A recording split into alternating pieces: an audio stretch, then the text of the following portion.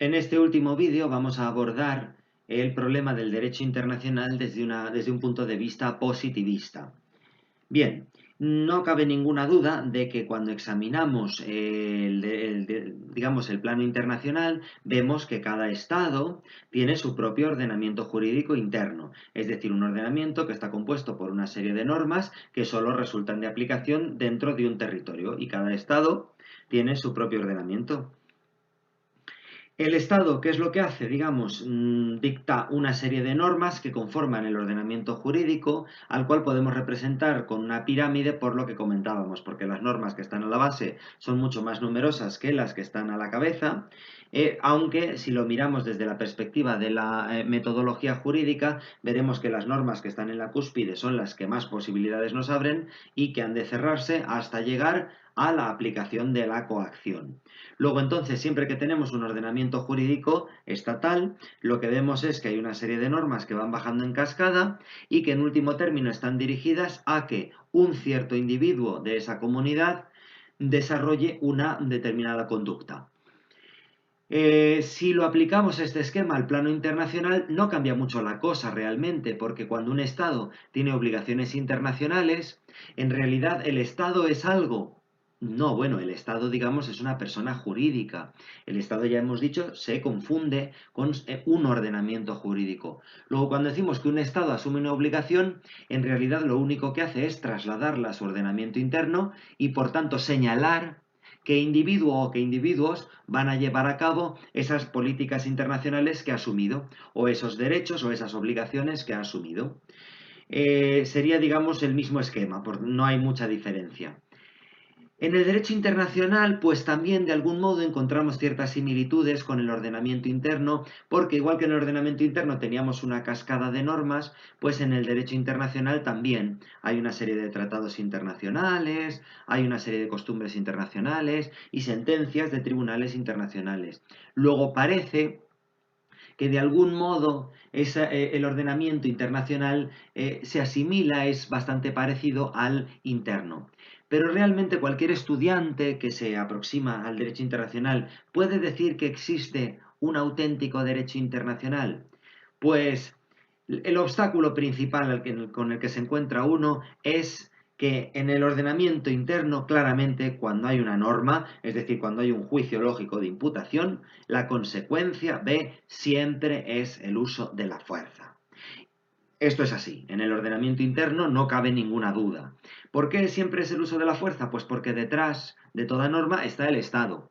¿Y qué es el Estado? Pues nada más que el derecho, es decir, un sistema de control social a través de la fuerza. O sea, una organización, un modo de organizar la fuerza colectiva para que, digamos, sirva al control social, para que los individuos de una determinada comunidad política lleven a cabo determinadas conductas.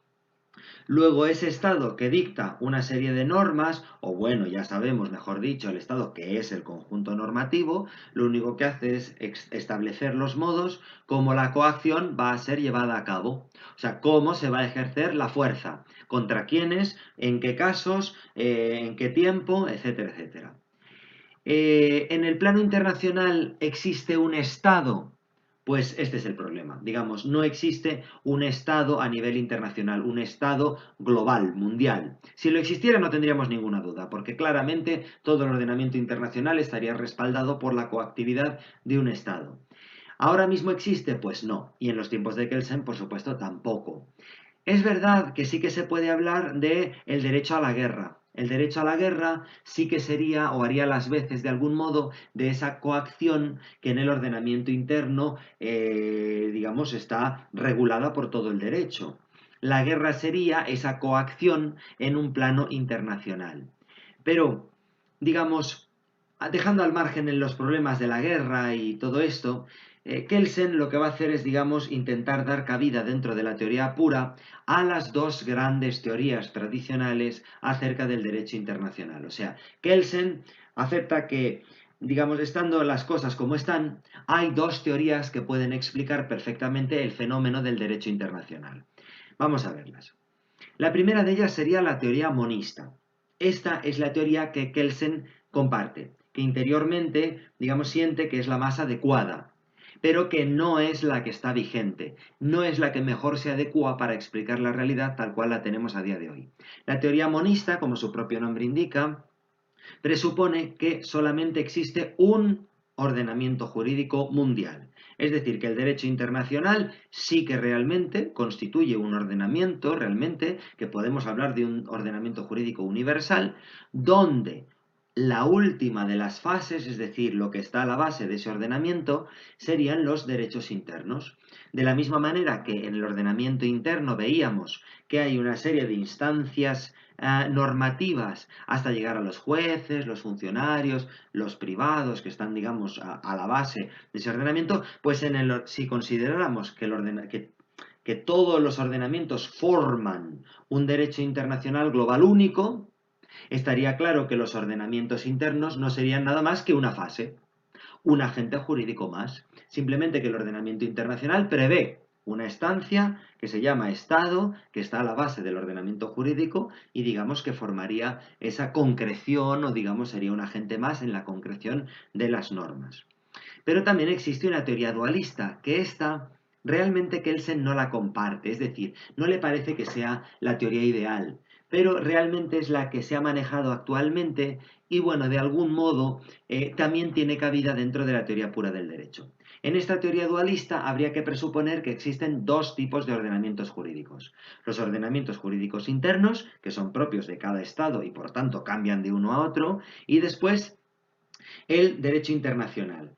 Imaginemos que ese derecho internacional se configura o se crea a través de un tratado internacional. Bien, pues después de haber celebrado el tratado internacional, lo que cada Estado tiene que hacer es unir o, digamos, introducir dentro de su ordenamiento ese tratado, es decir, convertir el tratado internacional en una norma interna. Luego, propio y estrictamente, no deberíamos hablar, digamos, de un derecho internacional, sino deberíamos hablar de un sector internacional dentro del derecho nacional. ¿Por qué? Pues porque de todas las normas que compondrían un ordenamiento interno, algunas de ellas podrían ser tratados internacionales. Solo que tienen fuerza dentro de ese ordenamiento porque han sido trasladadas, han sido introducidas en ese ordenamiento interno a través de un acto normativo. El Estado le ha dado carácter de norma porque simplemente ha producido una norma que, curiosamente, tiene el mismo contenido que el tratado internacional. Luego, mientras estamos en el plano internacional, propia y estrictamente, no podríamos hablar de una norma o no, como es la del Estado, pero una vez que ha sido trasladada dentro ya sí. Luego el Estado sería, digamos, el garante de dar fuerza a los tratados internacionales. Entonces, por tanto, digamos, estarían estas dos teorías, digamos, la teoría monista y la teoría dualista, pero Kelsen se da cuenta de que en realidad la teoría monista es la teoría a la que vamos a atender.